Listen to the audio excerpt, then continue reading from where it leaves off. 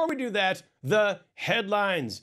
EU leaders again expressed hope that Russian sanctions and lower oil revenues would force Russia and Vladimir Putin to show signs of cooperation in Ukraine. But analysts say Europe's continued dependence on Russian natural gas and heating oil gives Vladimir Putin continued confidence. In essence, Europe is saying we're turning up the heat, and Putin is saying winter is coming. The EU Budget Commission in Brussels is still waiting for France and Italy to submit their overdue and over-budget national budgets for approval. The Commission would normally punish them for being overdue, but instead they'll use the extra time to figure out who exactly will be looking at the budget. And more positive signs on the Ebola virus being contained, although the psychological effects continue to reverberate, especially in the West. The Centers for Disease Control concluded that there's something about the Ebola virus that continues to make particularly Americans scared, and clarified that Ebola makes you ill, not African.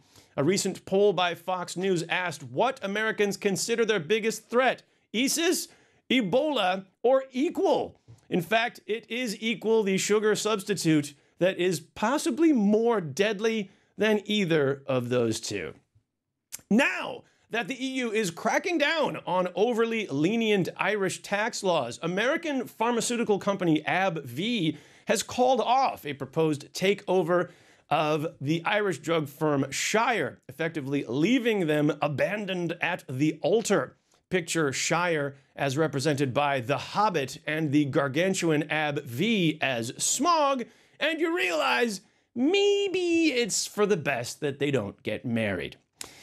UK Conservative Prime Minister David Cameron is going ahead with his plans to have Britain sell off its 40% stake in the Eurostar rail lines through the Eurotunnel. If he can't remove Britain from the EU, at least he can cut off Britain from the EU. And outgoing EU Competitiveness Commissioner Joaquin Almunia announced possible legal action against Amazon for tax dodging in Luxembourg. Also, he added, it's pretty mean for companies that make money from cutting down trees to name themselves after a forest of cut down trees. And to make matters worse, when Amazon designed their new phone, what did they call it? The Fire? Alumnia may be happy to know that the phones are selling so poorly, Amazon is literally having a fire sale. Next up, it's time for good news, bad news. This week, the topic is the sharing economy.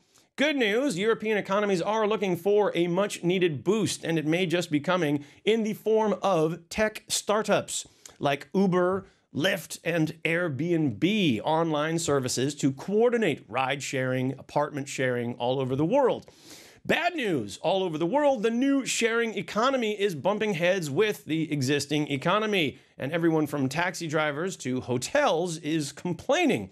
But the good news, Uber, for example, is already adapting, allowing licensed taxi drivers to use the service as well. But the bad news, it might be too little too late. New York State has declared Airbnb illegal.